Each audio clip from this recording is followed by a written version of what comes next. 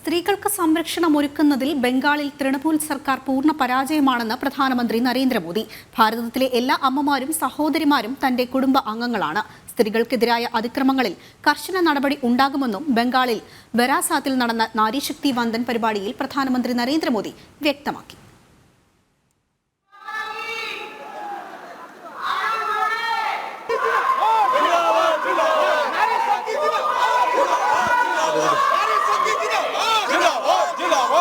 हम लोग को तो बहुत अच्छी लगता है मोदी जी नारी लोग के लिए जैसा प्रकल्प तरीका है।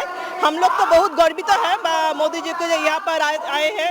हम लोग तमलुक से आए हैं मोदी जी के भाषण सुनने के लिए।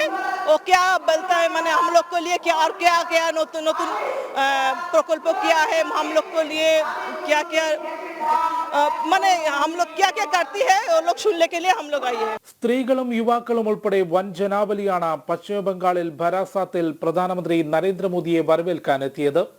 ഭാരതത്തിലെ എല്ലാ അമ്മമാരും സഹോദരിമാരും തന്റെ കുടുംബാംഗങ്ങളാണെന്നും ഭാരതത്തിന്റെ മാതൃശക്തി സംരക്ഷിക്കപ്പെടുമെന്നും നാരീശക്തി പരിപാടിയിൽ പ്രധാനമന്ത്രി പറഞ്ഞു. इंडी गठबंधन के भ्रष्टाचारी लोग आजकल मेरे परिवार के बारे में पूछ रहे हैं. ये लोग कह रहे हैं कि मोदी का खुद का परिवार ही नहीं है, इसलिए मैं परिवारवाद के खिलाफ बात कर सकता हूँ.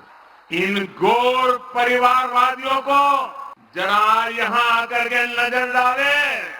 मेरे देश की ये बहनें जो यहाँ बहुत बड़ी संख्या में आई हैं, जो देश के कोने कोने से इस कार्यक्रम से जुड़ी हुई है, यही तो है मोदी का परिवार.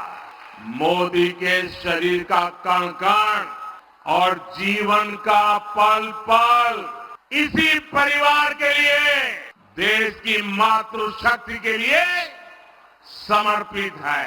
സന്ദേശ് ഖാലിയിൽ സ്ത്രീകൾക്ക് നേരെ നടന്ന അതിക്രമങ്ങൾ മുഴുവൻ രാജ്യത്തിനും നാണക്കേടുണ്ടാക്കി.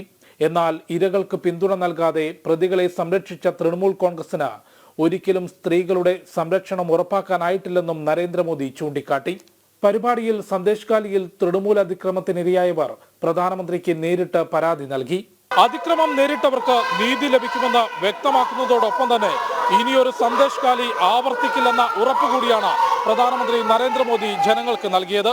ബാരാസാത്തിൽ നിന്നും ഉണ്ണി കെ വാര്യർക്കൊപ്പം ജിഷ്ണു കൃഷ്ണൻ, ജനം.